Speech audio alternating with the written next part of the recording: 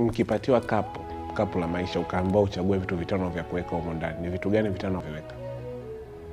Jack and Wolper. Okay. Mimi cha kwanza kabisa, mimi kapu langu naomba liwe kubwa kidogo. Cha kwanza Mungu, cha pili watoto wangu,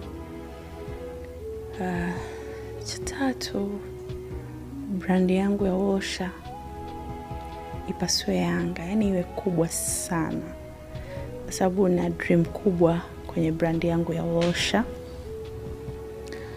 Lakini hiyo ya tatu, ya 4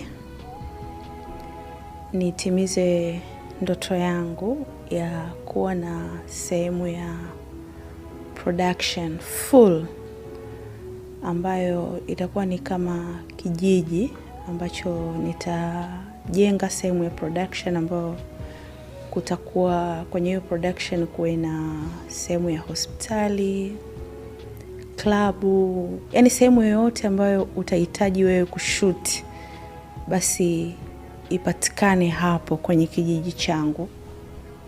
Yes. La mwisho ambao ni ya 5,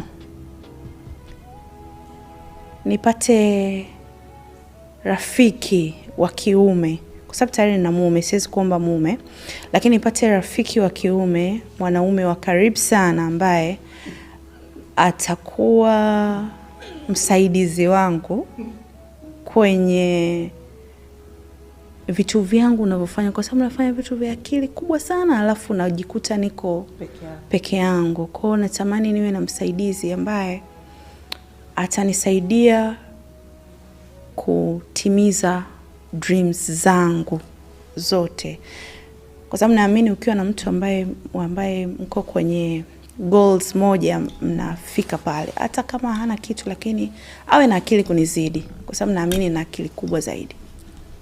Hivyo.